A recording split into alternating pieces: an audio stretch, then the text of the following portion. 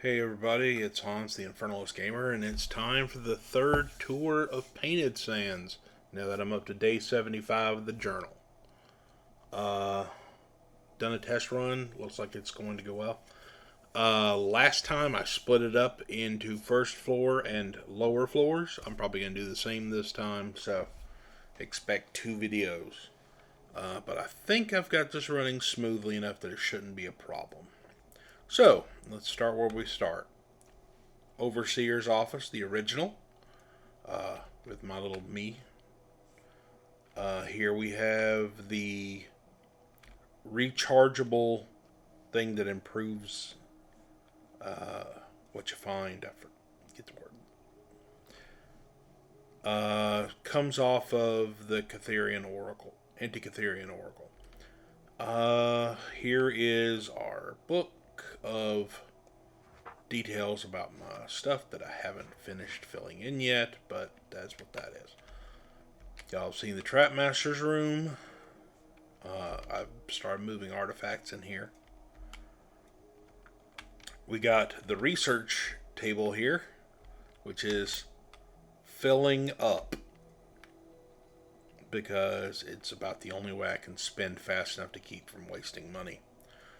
Here is the second overseer's office, which has become Durgan's bedroom, and the mysterious phylactery chamber that he found off of it when attempting to expand. Over here is the third overseer's office, which has my clipboard, where I keep track of how everything's coming in. And there's the little underground forest that I turned into a garden, kind of walking garden, but that's not a mechanic, it's just underground forest slot that looks nice. So, coming out here into the rest of administration, y'all have seen this before. 10 resources, 1 resource, half a resource. And here we have 100 trade goods, 10 trade goods, 1 trade good. And in here you've seen the shrine already. Shrine of Fortune. So yeah, please look back at the previous videos for a lot of this stuff, because I'm going to zoom past stuff I know I've already covered. Okay, so moving on to food prep. We have the chains, we have the kitchen, we have the chicken coop, we all know about this, the root gardens, the distillery. Sorry, I'm just flicking past these really fast. But they're in the previous video, so there should be no big surprises there. The mushroom garden, the wheat garden, and in here we have the mushroom brewery, and behind it, the Temple of Fertility, which is new, increasing our food output. Let's see here. Y'all have seen the hog pen, and the butchery, and the leatherworker shop, and the larder, which is currently filled up. You've seen the bakery and such. The second larder in here, and the extra stockpile. Not a lot of surprises here. I have gotten the system tweaked a little bit more, so now I have an automatic mixer system and an automatic grinder. So it still works, it just works even better now. We have the apiary, and we have Big Steve, who's getting moved out next turn, because now I can move large monster layers. So all this is going to become administration for food production, specifically. Here's the fishing thing, here's the ale brewery, and here's the airlocks, and all that shit's exactly the same. So there's no reason to go back through it. So yeah, no big changes there. Food prep has barely changed, honestly. However, the other wings have gotten some big expansions since. Over here at services, we have the original storehouse. We have the caravan. hospital, and over there the mages. Here's the Temple of Purity. And in here is the Inventor's Lab, which cuts here into the Temple of Protection. This is one of the artifacts we got. I need to label that, honestly, so I can look it up in a glance. And over here's the magical musical golem. We've seen that. There's some new stuff when it comes, however, to the Caravan Route. You've seen this before, the tenement, carpenter's workshop.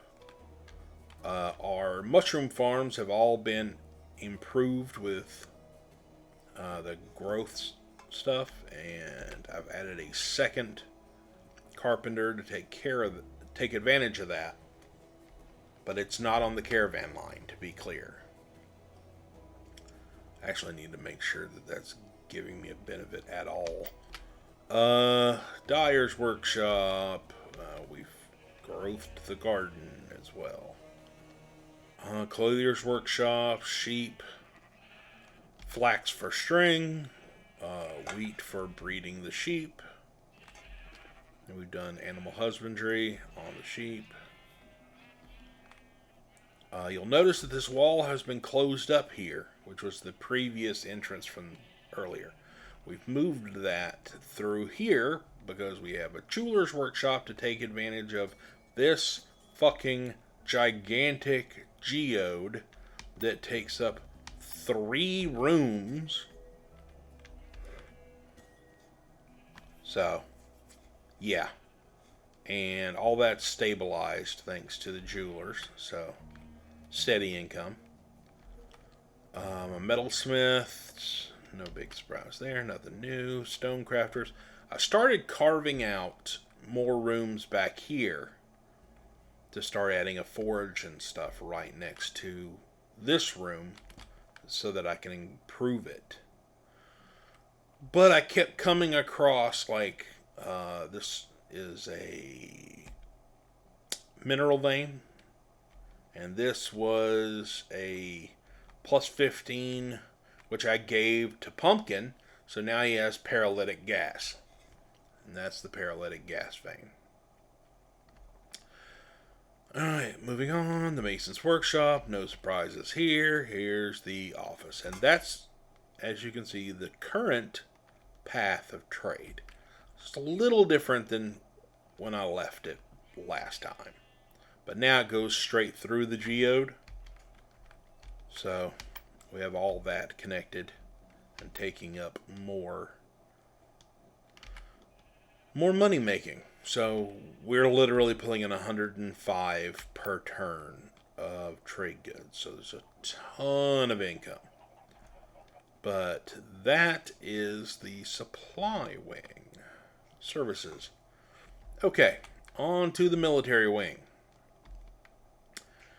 We're up to 20 in each of our big units. The cannon outpost is the same as it was left. Garden comes right into it. There's a stockpile here. And the Dragonfire and the Doom. You all remember the Doom. Let's see.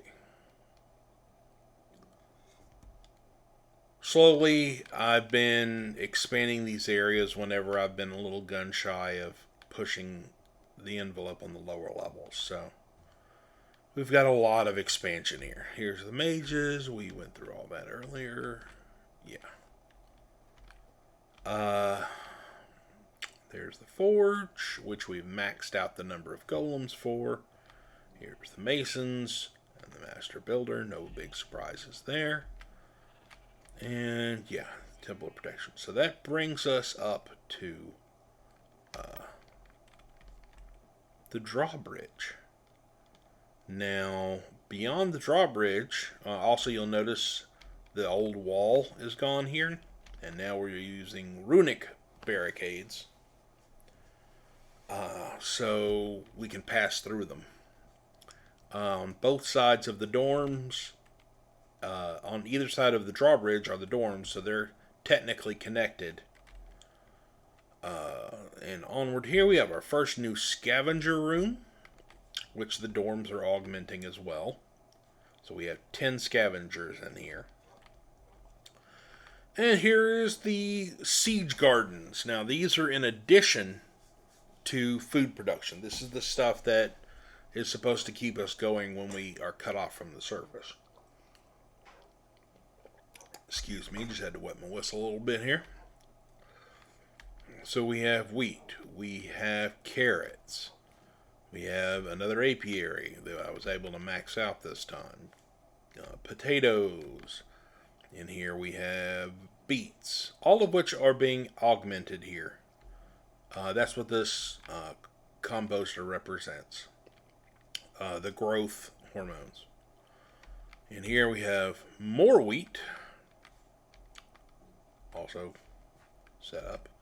Interesting, here we have our silk producing spider farm and our wool producing sheep farm. And as I was expecting to put a caravan in the back, I instead rolled monster lair, and that's how we got the basilisk. So there's a 4-room lair here, and the basilisk I built block by block. My wife, Starry, had a lot of ideas, and so I ended up making it out of deep slate roof tiles, and it came out really nice, I think. And that's glass item frames with ice vendor in them. And this up here is, I'm not exactly sure what block that is. Diorite parapet. And it looks like horns from below. And we got wooden rails for clawed feet. So, all through here, this is all just more food production and resource production. Though it is connected here to the kitchen I finally put in where the book was. So now we have a kitchen, we have a brewery, and we have wheat for the brewery, all connected up to the 2 ends, which I've shown off before. There's Fundin, and where is Smith? Here he is. That's our Pathfinder. Just recently, I managed to open this up and find a really strong vein. I think it was like a King of Diamonds. So, that's going to be a thing later. But this is the beginning of our entertainment wing. So I'm going to be expanding all through this, putting in theaters and stuff for, what's the word I'm looking for? Tourism. Big Steve, the slime, is getting moved in the next turn or two. But as for One Fang, I think I'm going to leave him there. He's just in a good spot. So y'all know about him. I ain't going to explain shit if y'all have watched the previous videos.